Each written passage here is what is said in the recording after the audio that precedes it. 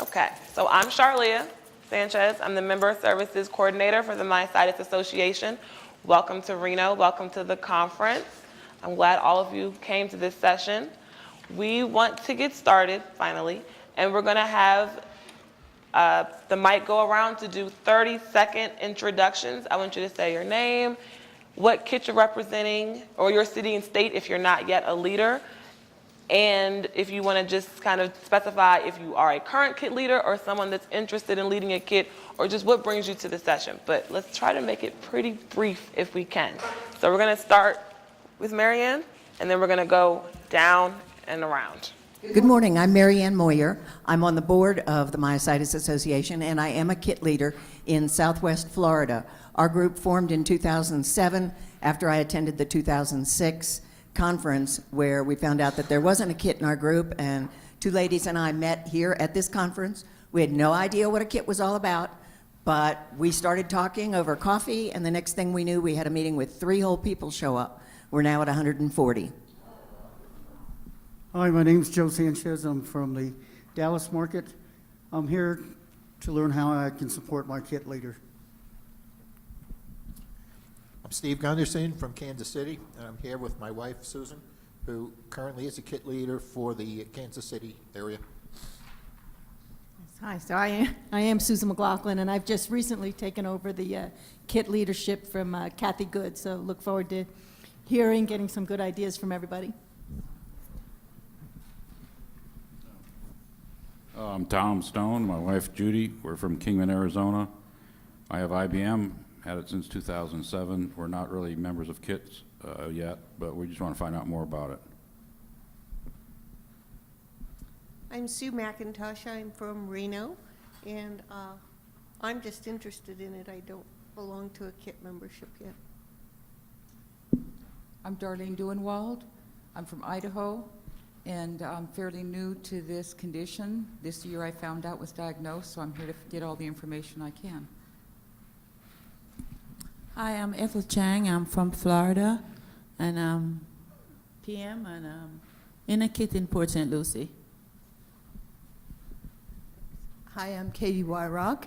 I'm from New York City KIT. I'm one of the KIT leaders there. We have, I guess we have about 5 now. We are a very big group. It meets out of the Hospital for Special Surgery, and we're looking to try and put together some alternative groups as well, in addition to our New York once-a-month meetings. Hi, I'm Ron Wyrock, husband of Katie here, kit leader in New York, and I'm here to learn how to support that kit and its operations a little bit better than I have been able to so far. Good morning. I'm Gail Camphouse. I'm here with my husband, Orville. I'm from the Wisconsin KIT group. I'm just the assistant to our leader, so I'm here in his place.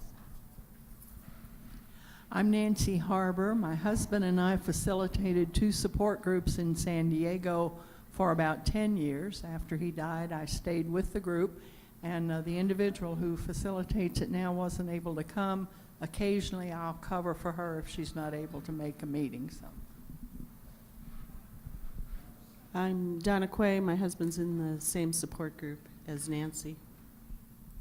Hi, I'm Phyllis Lowinger from New York City, and we have a KIT group that's hospital-based, which has monthly meetings, and we're looking to form other alternatives.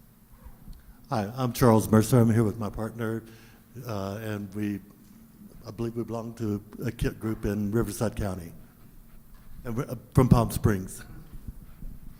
Hi, my name is Nicole Bolger. My husband Mo and I run the Colorado KIT group, and we also try to do online support. So if anybody is having a hard time starting a KIT group, we would love to help mentor. We also love learning from the bigger KIT groups, so we're here for both those reasons. And if anyone wants to join, even if you don't live in Colorado, you can.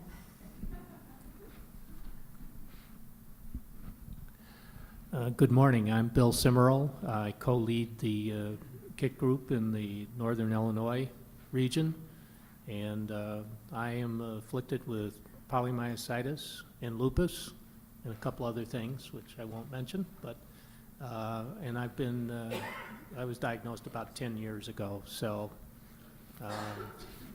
and I am willing to talk to and help any of you who need assistance in running your KIT groups.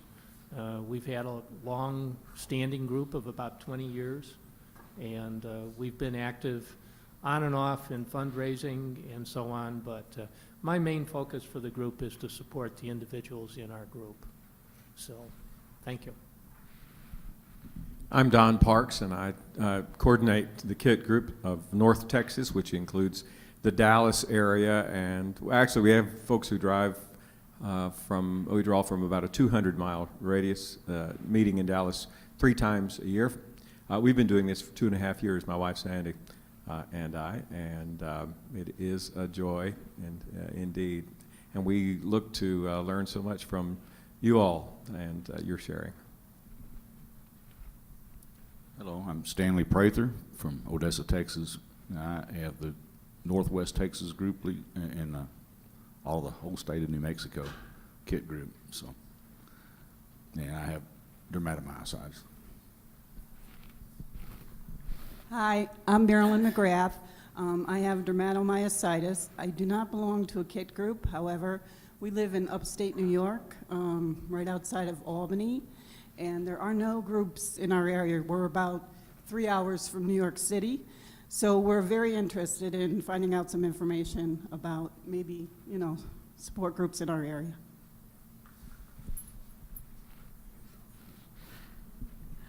Hi, I'm Kitty Trejo. I'm one of the co-leaders of Northern California KIT group. We meet twice a year. I have polymyositis, diagnosed in 1998, and my co-leader is right behind me, and I'm going to give the microphone to him. He's the star. He's been with the group a lot longer, and I was just realizing I'm not actually sure when our group formed, so maybe he knows the history. I'm Rich Stevenson. I co-lead with Kitty, Northern California's KIT group, and it was founded back, well, the founder knew Betty Curry, so it was a long time ago.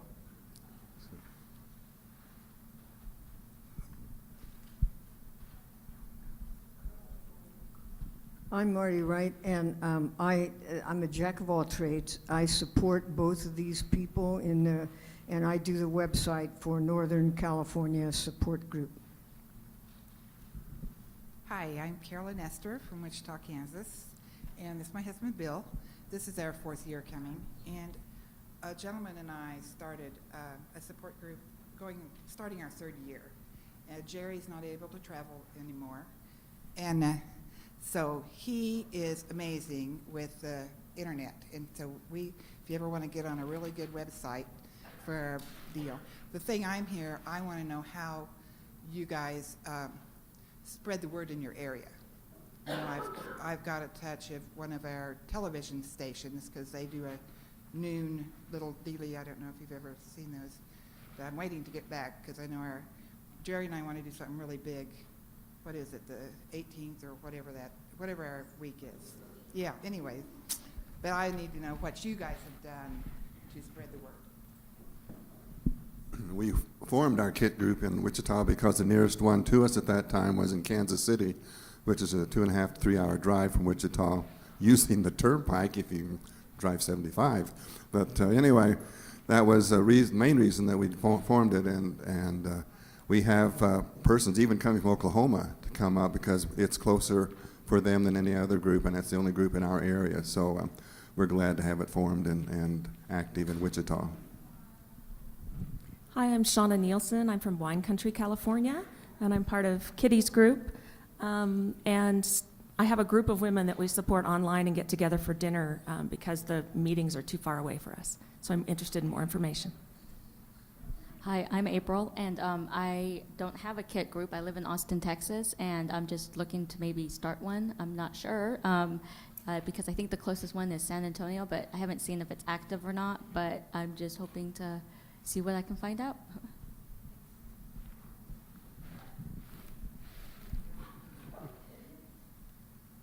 Try not to run anybody over. I'm Dave Quay. I'm also from the San Diego Kit Group, but the area that it serves is really large, and so I'm trying to start a second Kit Group a little bit northern in the area where we live and where some of our other members live, where it's a little too far for them to go all the way to San Diego. So just trying to get a handle on getting a new Kit Group started. My name is Mark Cohen. I'm from the Palm Springs area. We don't have our own group there, but we do go to Riverside Redlands once a month for a small group. Hello, I'm John Moser from Denver, Colorado. Before moving to Denver 2 years ago, I was a co-leader of the Kit Group in Western Pennsylvania, and now I'm hoping to assist Nicole and Mo with the Colorado Kit Group.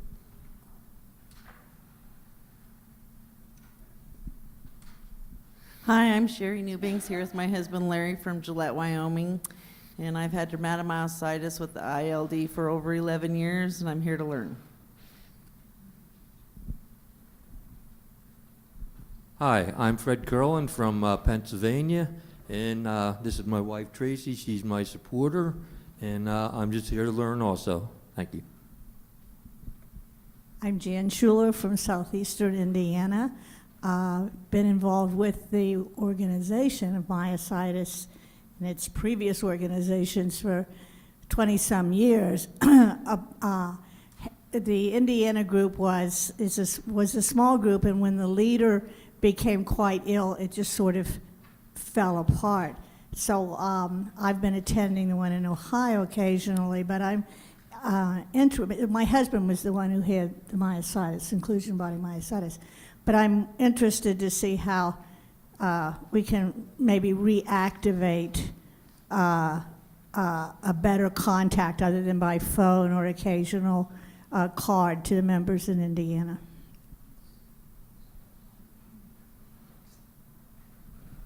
Hi, my name is Malati. It rhymes with quality. I won't even invite you to try to learn my last name. We're from the state of Hawaii, and at this moment, to my knowledge, there is no Kit Group, and there's the challenges of all the islands are far away from each other, and so I'm looking at using technology like Google Hangouts or multiple Skypes to pull something together so we can all meet online. So, and this is my husband John, who graciously came with me so he can help me open bottles. Hello, my name is Dale Scott. I'm from Harrisburg, Pennsylvania, and I am the Kit leader of the Eastern Pennsylvania area. I have polymyositis with ILD, and I'm looking for more ways to grow my Kit. I'm Carla Stevenson, and I help support Kitty and Marty and Rich in their Kit group in Northern California. Good morning. I'm Sharon Brown, and I'm in the active Army. And last year in November, I got really sick and got diagnosed in January through the Mayo Clinic in Jacksonville. Cheryl Miller emailed me from Georgia because I live in Fort Stewart, and they have a group, but it's 4 hours away by Atlanta where they have the group at.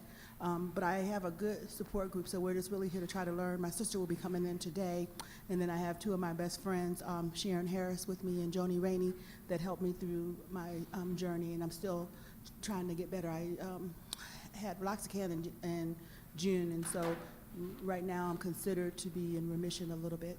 So anyway, so I'm looking forward to meeting everybody and learning as much as I can. I have dermatomyositis.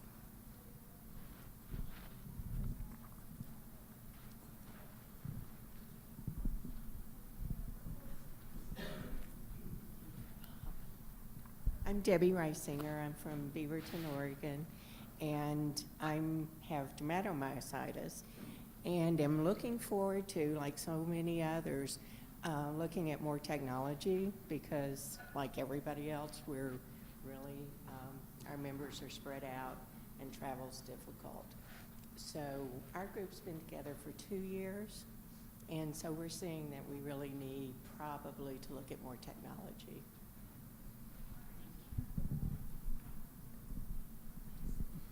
I'm Bob Goldberg. I'm the executive director of the association, and just want to thank everybody for coming out today. Support is one of the most critical functions that TMA can provide, and I know Charlia and Marianne have a lot to say. And for those who don't have all their questions answered here, absolutely reach out to Charlia or myself. There'll be other board members who you'll meet during the week, and they also can help you, but just wanted to thank everybody for being here. So turn it over to Charlia or Marianne.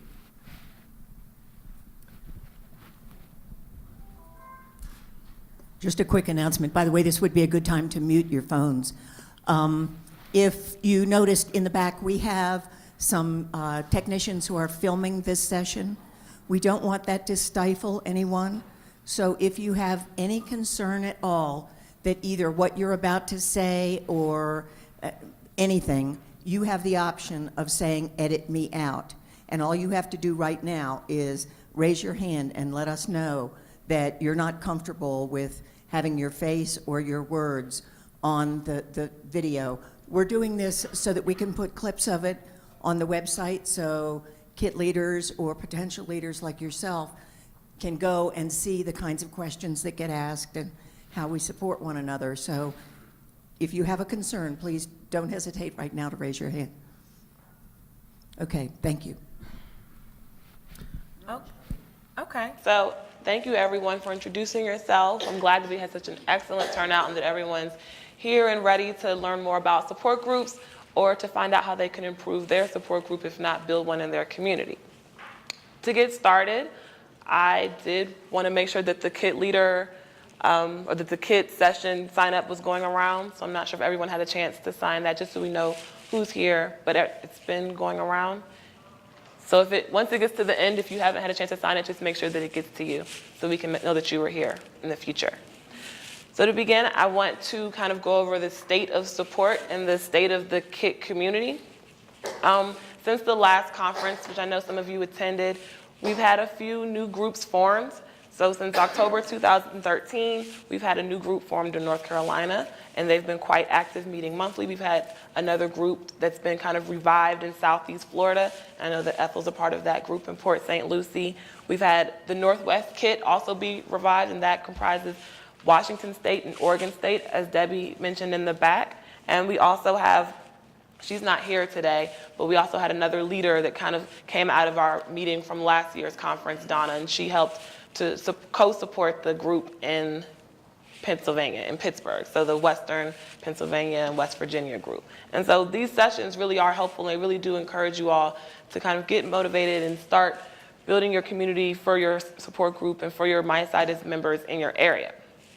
Some of the accomplishments that I want to go over, we have more than 40 groups right now, and we're meeting close to 100, we're having close to 100 meetings a year. So that's almost 8 meetings, that's a little bit more than 8 meetings a month. So the KIT community and the support group community really is growing and expanding and making a difference and providing the support that we think our members need in order to stay connected, stay up to date with what's going on in the myositis world, as well as offering that, space to share and provide information and meet each other and talk about your experiences in a safe and welcoming arena.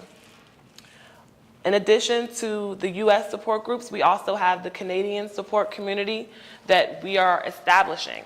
We had a member attend the session last year from Alberta, Canada, and Calgary, and she has been working hard with some members that she's located in her area to start a support group in Canada on the West Coast, as well as some membership that we've also met on the East Coast in Ontario. They're also starting a Canadian KIT as well. So the support community really is expanding, and we really want to make sure that we have this offered to everyone in every place. For those that aren't near a support group, I know it can be a challenge, And we do encourage members who are interested in joining the support community to help us help you to lead support groups and start those groups so that we can offer all of our resources to the support community in every area that is required.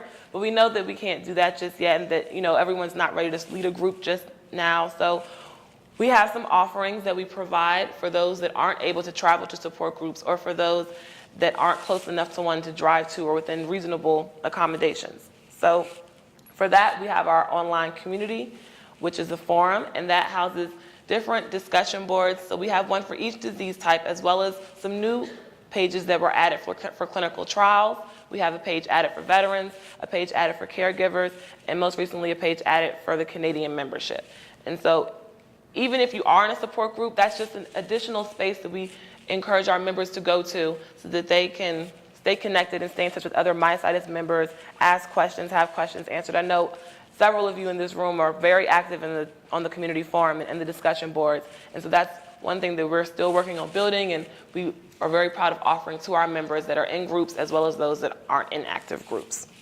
In addition to that, we also have our virtual kit, which is something that we started newly this spring. We kind of did a pilot program and we tested it out where we held conference calls by disease type. And that was offered to patients who don't have a support group they can actually attend physically. And so that was in March, April, and May. We offered those calls once a month. Sometimes we did 2 if there was a lot of members that were interested in attending and meeting other patients. And there were several members that stated that they had never spoken or met anyone that had myositis. And so with that program, we think that it was successful, and we want to continue to offer that. And we'll be having another round of those conference calls, those disease type conference calls, in October, November, and December. And some of the improvements that we hope to include will be hopefully having a facilitator, as well as getting some ideas for discussions in advance to kind of guide the conversation more and make it flow more naturally while we're on the call. And so those calls will be open to those, like I said, that don't have support communities, up to 30 members. The best area is about 10 to 15 members on a call. We don't want it to be overwhelming, but those really are a resource for those that want to just stay in touch and be able to talk to other myositis members when they don't have the opportunity to in their community.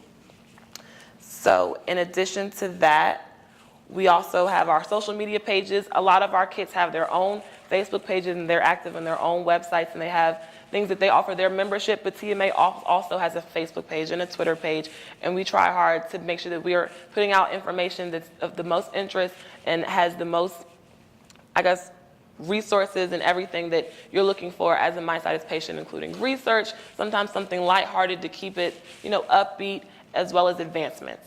And we encourage our groups to have their own pages so that their members can correspond as it relates to more specific things about meeting times and meeting deadlines and changes of that nature.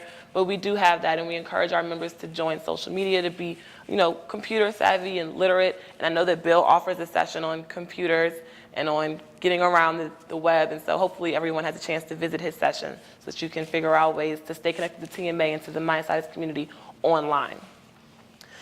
In addition to that, we do hope that some of the people here who are interested in joining kits and starting kits are encouraged to join a kit or start a kit. We do want to expand. I know some of you said that you don't have support groups in your area, and so we do have some resources for you that we hope will encourage you to start that up. But I hope that no one is, scared or afraid, because we do plan to offer a mentorship program. I'll be passing a sheet around a little bit later during the session. I know it took us a while to get this off the ground, but we will just have a sign up. So if anyone is interested in becoming a mentor, if you want a mentor, we're gonna work with you a little bit later. But if anyone is interested in becoming a mentor, I will have a sign up sheet, and that way we'll just have the names listed for those who are interested in becoming a leader. If you want to talk to another kit leader and get some ideas, find out how they do it, find out what they do that helps them run their group successfully, we'll just have a list of people that you could contact, and that'll make it easier than what we planned before, which was kind of pairing people up. So that will be available following the conference once we have a solid list of who we plan to reach out to and who wants to be a part of that program and offer their support group experiences with new and upcoming leaders. So, speaking of joining groups and starting groups, I did want to touch a little bit on Myositis Awareness, which is September 21st. Some of you who are leaders in the room have already received boxes in the mail we are doing a major campaign this year for myositis awareness, where we sent out boxes of materials and items promoting myositis awareness to our KIT leaders in hopes that they will host a special event or a meeting or something to involve their community so that they can reach out and spread awareness about the disease. So those boxes, for those of you who didn't receive one or just would like to know what's in it, will include some magnets, will include wristbands, wind pins, which Marianne will discuss shortly, as well as a special newsletter that we issued called The Advocate. It has more ideas and more information about starting support groups. I actually have it here, so I'll show it to you. So this was also included, several copies to go out to members and to the community to let them know about myositis awareness and how to be involved and how to spread, how to get exposure on the disease so that we can have the general public, as well as the, most importantly, the medical community, more aware of the disease, about how to treat myositis and how to support our people. Some of the myositis awareness efforts that have taken place in the past have included, I know the Bulgers have a picnic in the park that they do around September 20th and 21st that they've done last year. I know other groups have held fundraisers, walks, but it doesn't even have to be a huge event. The key to myositis awareness is really just awareness and making sure that we get our communities involved and that we let everyone know about myositis, what it is, and the importance of supporting our community and what we need for everyone to work together. So some other groups I know that have done things. I know that the New York City group is trying to expand, and that's also a form of myositis awareness, just making sure that we have the space everywhere in different areas for those who can't get to it. You know, some people bring the group to them. I know in New Mexico and Texas, you know, there's one group, but the leader moves around so that he can help other members in different areas. And that's the type of thing that we like to see, that we hope that members are encouraged to do, is to be more active and to bring others into the myositis support groups to keep everyone involved and everyone connected about the disease. So I think that we're going to take a moment, and one way to do myositis awareness on an individual level, Marianne will explain about something new that we're doing this month for September to help spread myositis awareness, as well as raise some funds, and how to talk to people, the general public, about the disease. Doesn't matter, you can do text for donate.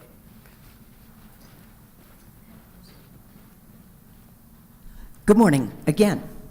I have two things that I'll be talking to you about, but the first one is one of the things that you got in your box if you received it. How many of you have received your box of materials? Okay, have you opened it? Okay, so you know that there's some stuff in there that you can figure out pretty easily, and then there are other things that you go, what is that? Well, one of the things is a box of WIN pins, and the WIN pins are a little magnetic pin that attaches to your clothing and that has a little electronic counter on it. And you can use it any way you want. These things were originally invented by a family member of one of our KIT members who said, excuse me, this is for people who want to track how many days without a cigarette, how many sales they made in their office, whatever, track anything. But what we used it for was myositis awareness. And so this pin has two little buttons on it. And when you push the top button, the electronic counter goes up one. So when you get the pin in the box, it's at 0. And as soon as you press that first top button, it goes to 1, and then 2, and 3, and 4. If you press the bottom button, it goes down. Oops, I pressed too many top buttons. What we're using this for is during the month of September, our KIT, everyone is wearing these pins pretty much everywhere they go. So you go to church, go out to dinner with friends, go to a meeting, go shopping, and you wear this pin, and you got to admit, you got to look at this and go, what is that? So most of us who have myositis have experienced where people don't want to ask you why you're in a wheelchair, don't want to ask why your husband couldn't make it to church this week, don't want to ask about the disease, but they're going to ask you about this pin. And it's a perfect opportunity for you to raise myositis awareness. You don't have to give them a 10-minute dissertation. We suggest a little, what they used to call an elevator speech, where all you do is say, yeah, I'm using this pin to track how many people I can talk to raise awareness about myositis. I have the disease, or my spouse has the disease, and it's a muscle disease that can't be cured, but the Myositis Association is working to help support people like me, and so I just wanted you to know about it. Click. There's a little old lady in our kit. I mean, she's like 90 years old, and she goes to church, and she goes up to the men and says, "You can push my button." Whatever works. We're raising myositis awareness. So when you get that box open, the next time you have a kit meeting, give out one of those pins to everybody, not just the myositis patients, but to their spouses and friends and family. If somebody wants 3, you may have enough in that box for that. But the idea is, let's raise awareness about myositis, and WinPin is one way to do it. People are curious. Thank you. You're on. Thank you. Or do you want me to? Well, right now we're going to do some demonstrations on the computer. We're going to actually take questions. If anyone has any questions about anything, we're going to kind of squeeze the Q&A in the middle so that we make sure we have enough time to do everything and to answer everyone's questions. And if anyone has any questions about anything as far as being a leader, where to find certain things on the site, and how to be the most effective and efficient person as it relates to the TMA site for general information, as well as resources required to run a group. That's what we're going to do now. And so, If anybody was here last year, they saw me mess up trying to log in. does anyone have any questions? Sure, Katie. We only got, I think, 15 of those WinPins. 15. I didn't think a lot of our members would be interested. He said, oh, send them to you. And pretty soon we were down to like almost this. I gave some to Rich, and I don't know how many he has. But we're going to run out really quickly.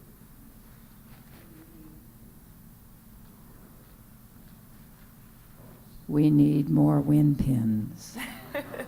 How can we get more?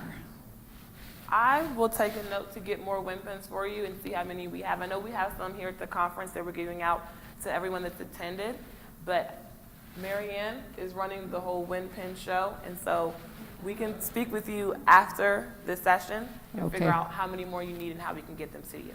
Okay, thank you. Okay. Okay. Pass it here, and then we'll, Bill, and then we'll pass it to you.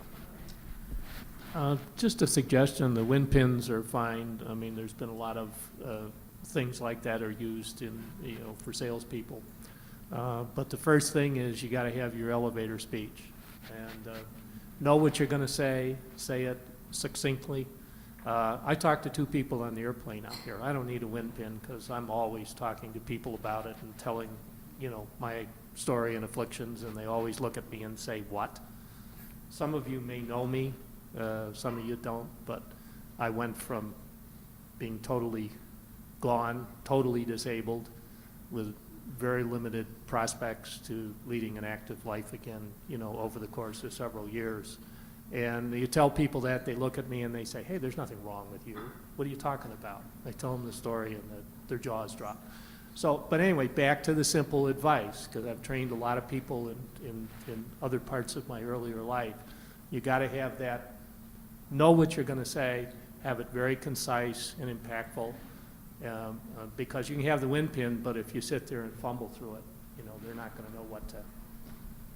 And just to let you know, there is a piece of paper in that box, or there's supposed to be, that has the elevator speech. It's like a wallet card size that has about 6 or 8 bullet points, just what I said. I have myositis, or my spouse has it. It's a muscle disease, da-da-da-da-da. So it's the 5 or 6 or 8 or 10 points that you want to make. But thanks, Bill. Thanks for that reminder. Bill, in sales, we call it an IBM.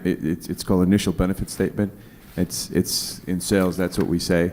And the other fact, and I'll piggyback you with the other point before I make the other point, they're not going to know what you said to the other people, so you can use the same statement to everybody. You don't have to come up with a new statement every time because that person's going to tell the other person you talk to. Use the same one. If it works, just keep using it. My question is this. We're in upstate New York in Albany. One of the things that I'm finding is within the myositis organization, the communication is very good. The social media is really helping. But I'm also looking for ways to find other people who are suffering from myositis. to get them involved. And one of the things I'm looking for is to say, okay, how do we go out to the general public to let other people know who have been told they have myositis, how to find them people? Well, I can answer the question. For one, if you contact me, I can tell you who we have in our database that are members that are in your area. So if you tell me what city or state or what cities around your area you want to reach out to, I can let you know how many people are in our membership that you may be able to contact. Because as a support group member, we all have that capacity. We all have the ability to go on our website and see other members in the area. And then if there isn't a lot of members, one way that I know some groups reach out to other patients is to go through their doctors. If you have a rheumatologist, if you have a neurologist, if you're seeing any type of specialist for your myositis, ask the doctor or the receptionist if you could put some information in the waiting room. We have brochures, we have pamphlets, and if you put, I know another group puts a label that has kind of a return address or a contact, for more information about this support group or about this support community, contact me. And that's one way that I know some groups are reaching out to other myositis patients that may not even know about TMA or may not even know about what we do or all that's offered for them. But that's just a couple of ways that I know you could do it. The problem with that is that my rheumatologist has only treated me and one other person in his entire career as a rheumatologist. So we have not come in contact in the 8 years that I've had with anyone else other than here at TMA that has myositis. So what we're trying to say is how do you reach out and find those people, somewhere close to your area? Because, I have one on the site before it was changed, and there was no one in our close vicinity. We can talk after the session because there are ways that I can see who we have in the area that has myositis, and I can let you know how many people are in your area after this. And we are going to get to that later in the session. We will, yes. Do you have a Twitter? Because it's in the guide. We do have a Twitter. It's the myositis. It's the Myositis Assoc. So it's ASSOC. Okay. Assoc. ASSOC. Charlia, I wanted to speak about finding the people. We have our members, we create little kits that they can take into their rheumatologists, neurologists. We created those business cards for people to connect with us. The problem is that the doctors can only give out our information. We can't follow back up with the doctors for privacy reasons. So you're really just shooting arrows out into the dark. But another thing that we're trying to do is beyond the specialists, get the members to take it into their primary care physicians, because they're the ones who don't know anything about our disease and are sending people on kind of a wild goose chase. So I think that next level of doctors is kind of important to hit.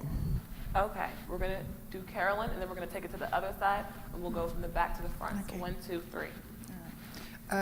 A way that we have picked up new members, the Wichita Eagle, the big paper, every week they will put in for free meetings that are going to happen that week. And then we have I don't know who publishes it, but it's phenomenal. It's a senior magazine, kind of like a newspaper thing that comes out maybe every other month.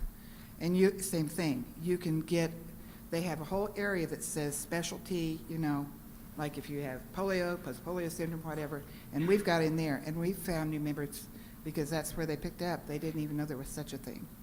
But it's free advertising for you, and it works pretty good for us. So we're going to pass it to the back. I'll take it over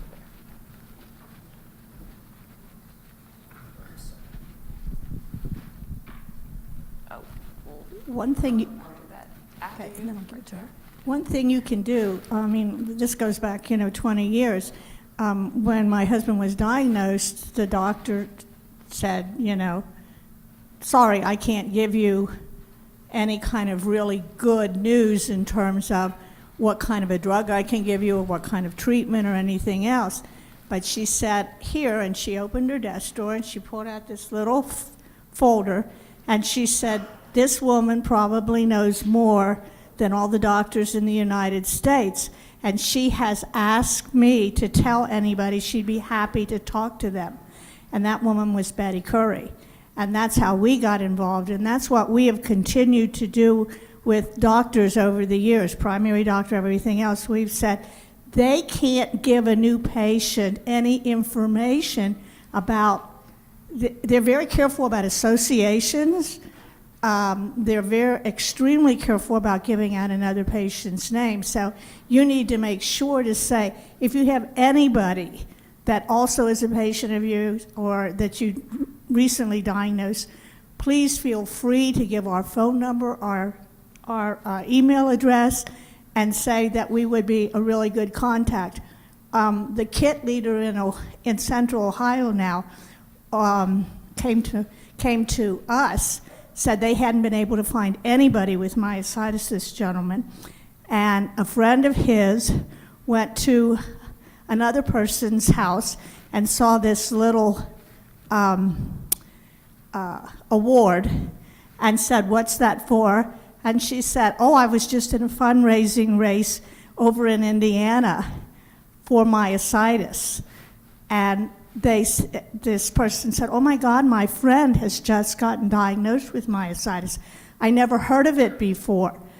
And so they called us to say, would we be willing to talk to this gentleman? I urged him to come to the next convention. He's now a KIT leader. So, but you have to say to everybody you meet, I'm willing to talk to anybody, stranger, if you know anything. But do remember, it's a rare disease. I mean, we see all of us here, and we're so pleased to see this many, but it's a rare disease. So the general public isn't aware of it.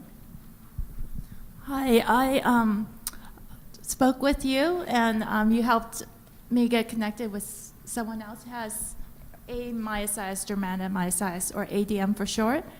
So we found out we had the same doctor. He's one of the world specialists on ADM at Stanford University. We want to start a support group. So that's my question. I'd like to tee up who to talk to do that. But we asked him if he can hand out a flyer for our new support group that will have a first meeting in December this year. And he said, yes, I'll hand that out to my patients. So on that flyer, we have a contact person who agreed to communicate about the first meeting. My question is who to talk to start an ADM specific support group in the San Francisco Bay Area. Who do I talk to here? Me. Okay. So we can talk about that after this session. Yeah, and we have flyers here to post somewhere too for those interested. Okay, that's excellent. That's great. We can, right here in the block, she had a question, and then we'll take it back to this side. I'll see. This is really along what people are saying, and that's really also the medical community, the internists and other doctors people go to, because, I mean, it is true that this is a rare disease, but sometimes I think there's more people who are dealing with it but are misdiagnosed or aren't diagnosed, as well as social workers and mental health workers. I mean, I'm a colleague, a psychiatrist colleague who knew my husband had the disease. He saw someone who was diagnosed and called me and said, I want to find out information about the support group in New York. So it's really getting into that community. Right here in front of you.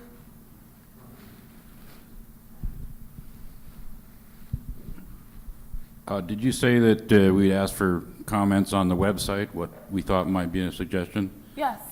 You know, I hear going through different forums, et cetera, finding success stories where people have done different things to improve their situation. I would suggest that you have somewhere with a title that just concentrates on the people who've had successes. And in other words, so that we have an idea what's going on as far as people, how they've been successful in treating their disease. And I think that would be a good thing. And I'm going to have another question, but I can't remember it. No, I'll come back to you later. Okay, no problem.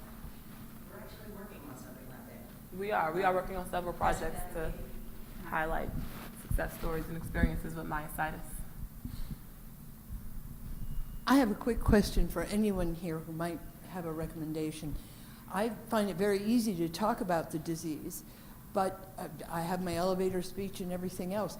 The issue to me is, how about, okay, thank you. My issue is the opener.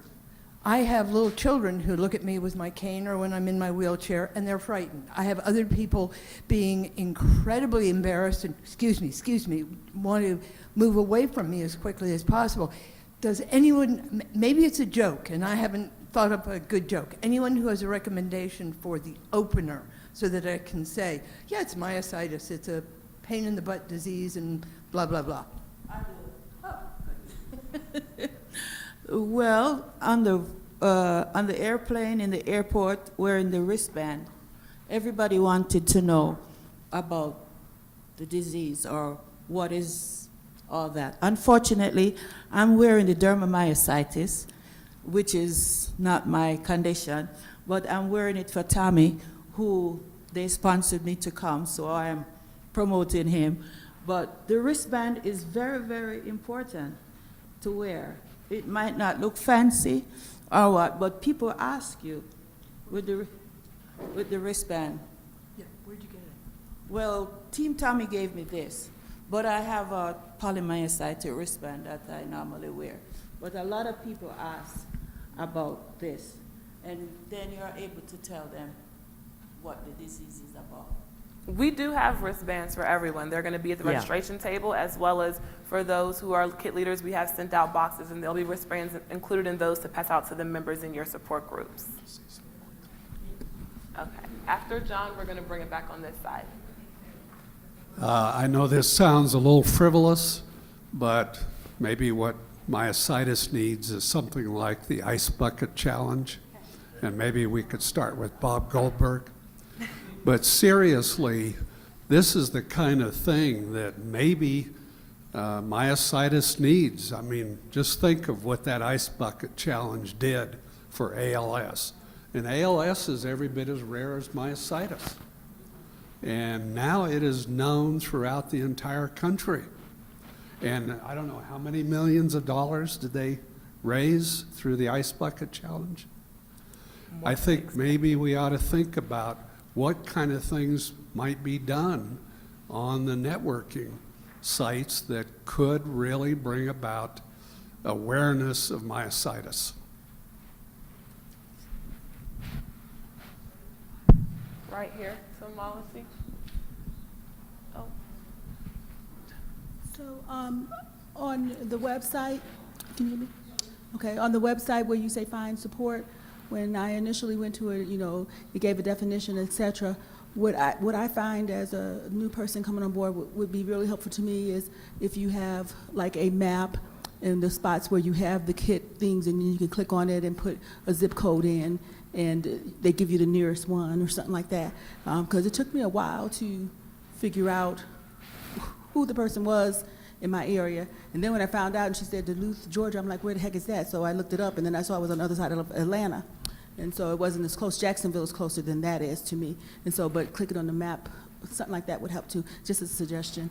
And then are some of the things that are in the kit group going to be available this weekend, or you have to write you to do whatever to get it? If you're not able to find a group based on the zip code finder, that's when you, as you did, contact TMA, and then I will let you know what resources are available, what's closest to you, and I can see what other members we have in the area that just may not be a part of a group, or there may not be a group that's close by. But as long as people are interested in the support community, even if there isn't a group, there's somewhere on the website where it says that you've allowed us to share your information with other members that are interested in finding each other. And so we can do that when you get back, or we can do that later during the conference. But just as you contacted me, that's what you would do if there isn't a group. Because sometimes they'll say no records found, and then that's when you would just contact the 800, call the 800 number and contact me, and I'll help you find someone in your area or put you in contact with the community forum or an online resource for you. Does it say that it comes up with nothing? It says no records found. No, it doesn't say contact Charlia, because she can help you. Well, it's in the summary on the top of the page. It's in the summary that has the information, just the general support information. It's up there. It doesn't have my name. It just says contact TMA. Right, but with phone number, so that they can I don't believe there's a phone number in there. Okay, where's the mic? We're right here, I and have we'll it. come back up to the front. I have a global question. It sounds like, and I may be wrong, but it sounds like folks are developing support groups for their one particular type of diagnosis, like IBM or DM. Okay, that is not the majority. Good, because I have one of the rarest of the rare. Like there's not been any research since the 70s on my myositis, and so there would be nobody to idiopathic granulomatous myositis distal presentation. That's a rare one. Yeah. You know it's rare when you say that myositis. And nobody knows what it is. Yeah. Yeah. The idea is to have a myositis support group, and sometimes two people that have the same form of the disease may get together and start a group, such as our friend in the back. And our hope is that that can expand to be a myositis support group. And once a group is large, or once a group has the membership, that's when they would start to have the breakout sessions, with the subgroups within the group, not subgroups, but just sub-sessions within the meeting and within the event, where the specific disease types can get together and share their experiences with not just myositis as a whole, but with DM or with PM or with IBM, or as caregivers to offer that space to have more specific questions and more specific experiences shared with one another. So it can be the idea to start off, but we do want most groups to be able to serve the entire myositis population, including all forms. Okay. I know there was 2, 3 in the front, so we're on this side. We're on this side right now, and then we'll go back to the other side. And we're gonna stop the questions in about 10 minutes, so we're gonna start wrapping that up, but this side, and we'll go back to that side. Bill Esther from Wichita, Kansas, and we had a pleasant surprise in a small community north of Wichita in Newton, in the hospital. A young physician who was a hospitalist at that point in Carolyn's mother's room asked about Carolyn, and Carolyn told him that she had myositis, and she asked him if he knew what it was. Oh, yes, I do. This is a young physician who just came out of KU med school and practicing now as in the hospital in Newton. So the word is beginning to get around to some physicians.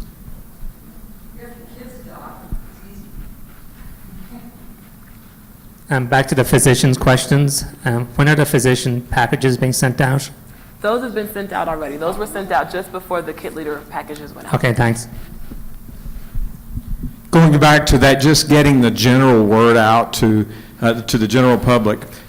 All of the newspapers that I've spoken with have a person who relates as the health editor, and most of them have a weekly health section.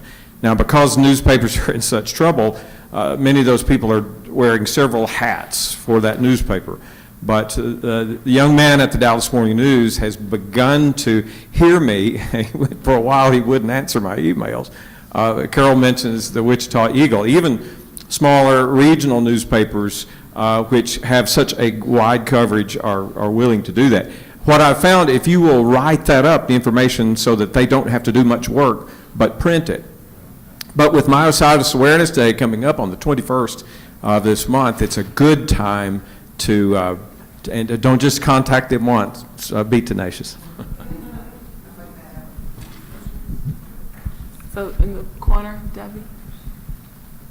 And that's true. With Myositis Awareness coming up, this is an opportunity to have those kind of human interest feature pieces done in your community papers or in papers that are interested in seeing what's going on in their community and with their different residences, with their different residents in areas. And I know some of our patients have shared with us, or we've been able to find different feature stories that were done on myositis patients. We found them online, some of them send them to us, and that's a great way to get some exposure to the disease, to share your own personal story. Is there a sample in those boxes? There isn't. I can send it to you. There was a feature done on our kit leader in North Carolina out of Charlotte, and we actually found that. She didn't send it to us, we just found it. But I can send that to anyone who's interested in reading it. To use it actually like a template that we can like. Sure, of course. Debbie? Is it possible to get the names of the physicians that received packets? We had decided to try and blanket the medical community. So, but we don't really know who has one, who needs one. Is that feasible? Well, the physicians packages went out to more than 2,000 physicians. However, if you're talking about your Oregon area, I can certainly pull that list for you and show you which doctors are in Oregon and which ones from our database were sent packages. So we can do that. That would be great. No Thanks. problem. So were there any more questions or any more suggestions, anything else anyone wanted to discuss during this time before we move forward? Okay, I'll take the last three. So while we're on this side, we'll go back to you. I know you had a question, and then we'll do Bill, and then we'll go right there. I've looked on the Myositis website, and it seems to me that maybe I'm missing it, but the number of people that have myositis, they don't seem to put a number on it. In other words, we all heard guesses. I've heard guesses of 5,000 in the United States. I've heard 10,000. Is there a number, and also how many people have different types? I think somewhere on the web page could have a statistical page telling how many, an estimate, how many people that have IBM and how many people have all the other forms of myositis, and the total number of people that have myositis. I mean, this is where we should find that information. I don't seem to see it in there. In the Myositis 101, we do include information about how many people approximately have myositis. I don't know off the top of my head how many have each form. I do know that there's between 50 and 75,000 people in the U.S. that have myositis. And so that's kind of the estimate that we use and that we share, and I believe that is included in the Myositis 101. 50 to 75,000 total myositis patients. Yes, for all the forms in the U.S. I actually know that. Dr. Levine, can everybody hear me if I just talk up? Dr. Levine came to our Colorado Kid group last month, and in his presentation, out of all of the myositis, 36% have dermatomyositis, 5 to 2% have polymyositis, 3% have IBM, that's exclusively IBM, 19% have necrotizing myositis, and 29% have a non-specific with overlapping diseases. So it's hard to know exactly. I would say in our group, that's the bulk of the people. Yeah. I can say, having studied this myself very for the last 10 years, there's no really hard figures. And I would dispute Dr. Levine's. I've personally seen figures that show IBM is a much larger percentage and rapidly growing.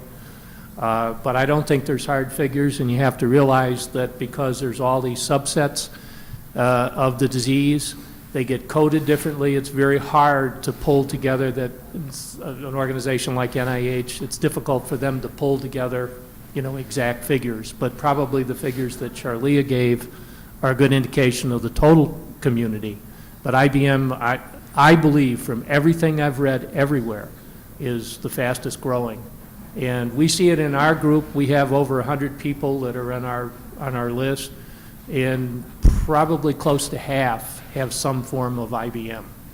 PM the least, and then DM is the second most popular disease. Just a quick comment on talking to the media. In the Chicago area, it's very difficult to get the major newspapers even remotely interested in myositis.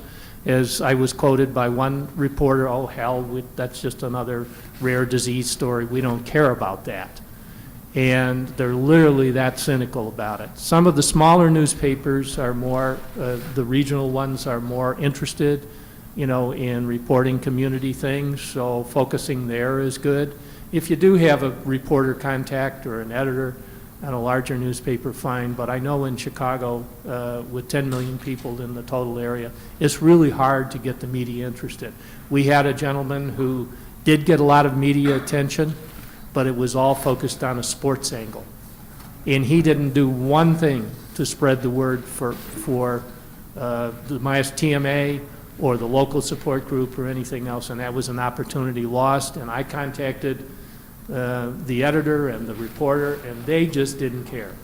They wanted it on a sports angle, that was their big deal, and that was it. That was the end of the story. So it's very frustrating. There was Shauna, and I know there was one last question there. The thing that I get most questions about is wearing my Med Alert necklace. And I have enough information. I have 2 hearts and a medical sign. And I get questions all the time. What is that? At the grocery store, I can push the cart. I do not look disabled, but I need their help putting stuff on the cart, onto the trolley, and then taking it out to the cart. I say, I have a muscle disease. No questions asked. They want to know more about it. I don't use the word myositis or dermatomyositis. Nobody can remember it. But once they ask, then I expand it. But I have muscle disease. And I get all the help because I don't look like I need it.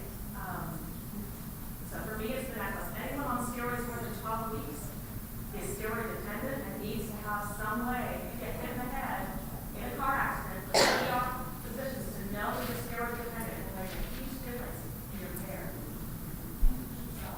Okay, so we're going to do right here, and we'll make sure Malti's the last question or comment. Oh, right here.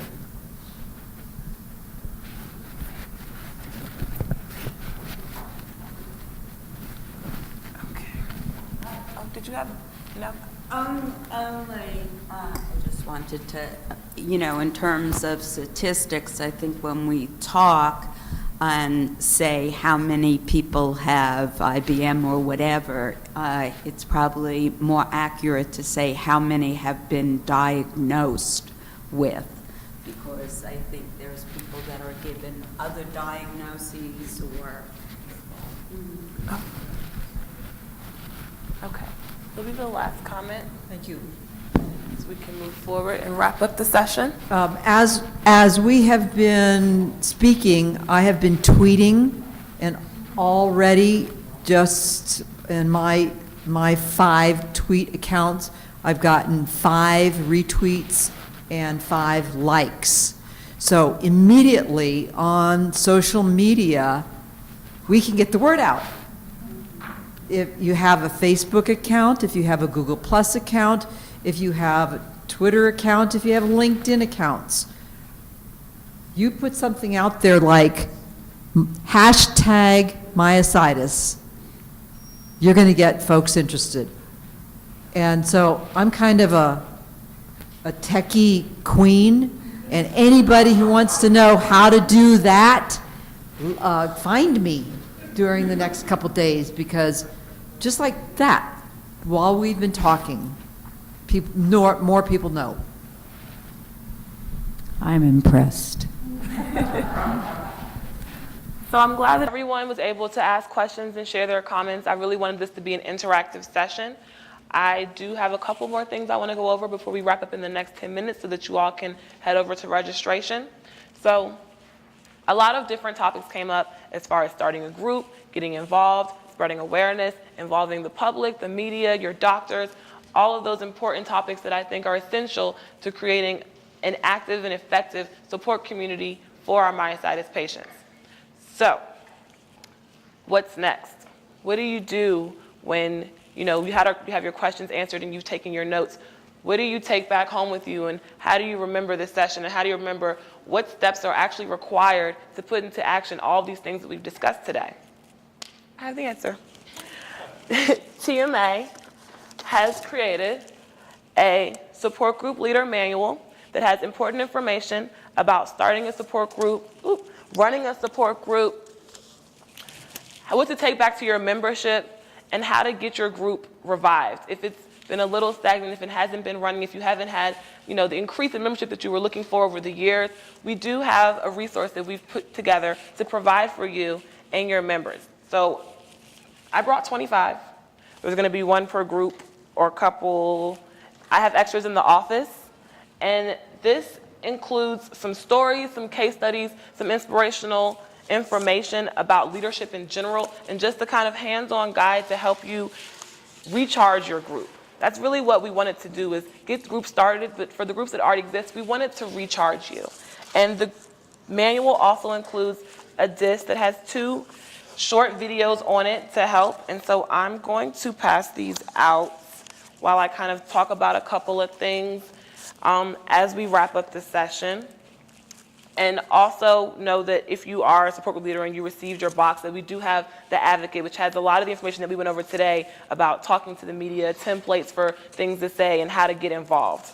But we don't have that here. We have these, and I'm gonna go ahead and start passing these out. And so something I wanted to do, you can, we're done with the computer if you wanna help me with this. Yeah. Yes, if you wanna help me with this, or anyone. There were 3 things that I wanted to do, that I wanted to discuss with everyone. I wanted to first congratulate all of you for attending the session and for taking the interest in the support group community and for taking the interest in leading other members and being a resource for them. I wanted to, let you know that the groups that we have, the events that we've planned, the fundraisers that have been held, that's exactly what we're looking for, and that I personally am so proud of everyone for all that you do to support Myositis, to support TMA, and to help us create this community for everyone. Secondly, I wanted to encourage everyone to take it a step further if you can, to work to increase your membership, to work to stay connected, to work to find out more about the disease and find out those things that you can take back to your membership, that you can share with others, and to find new and creative ways, with my help of course, but to find ways that you can expand.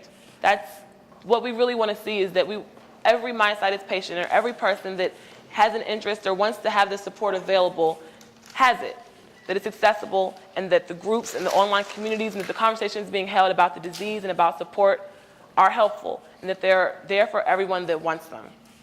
And thirdly, I wanted to challenge all of you.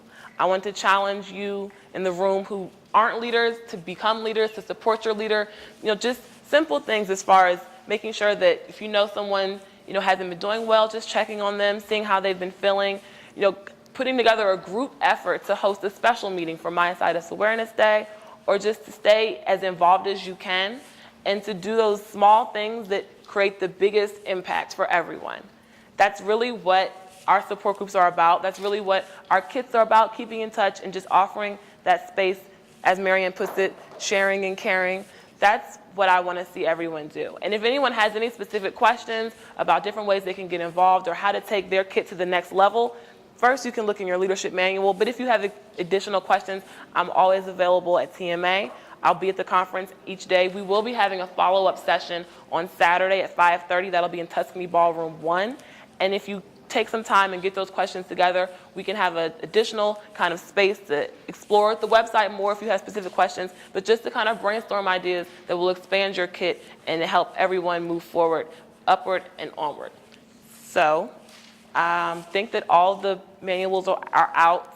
I don't know if anyone else has any final kind of questions, but I'll let Marianne, if you want to say anything as we close. I would just add one mention. I don't know about you, but there have been times in my life when someone handed me a manual and I put it in my bag, I took it home, and I put it on a shelf. Please look at the table of contents of this and see the wealth of information that Charlia has put together here. For example, a number of people have said, I don't know how to get the word out, and so we've had people say that they go to the newspapers and things like that. Well, that works if you've got that contact with the newspapers and the confidence. But for instance, page 15 of this manual has a list that actually has been on the website for some time. But this list says things like, put up a poster in the local senior citizen center, or how to get the word out in your community. So there are some very specific tips in there on that page alone, plus there are a myriad of other pages that actually can help you out and can answer some of the questions that you may not have had answered today or that'll come up for you next week. Please take time to look at this manual. I do want to put out the mentor sign-up sheet, so if anyone's interested in being a mentor, you can sign up and we'll get that started so that those people who want help with their group or want to start a new group have a list of people they can contact for specific advice or for specific questions regarding leading a group. Okay, sure. Just wondering with the data question, because that was, I did talk to a communications person just before coming here, and that was the first question about the numbers. Is that something our medical, is question, Dr. Levine's numbers, so I don't want to use those if somebody's questioning it, but is that something our medical advisory board? That is the medical advisory board member who shared that, yes. Oh, right, but can we ask at this meeting if they could? At the conference, if you want to ask someone specifically, you can do that. So that concludes the session. I'm so glad that everyone came out. You can clap if you want.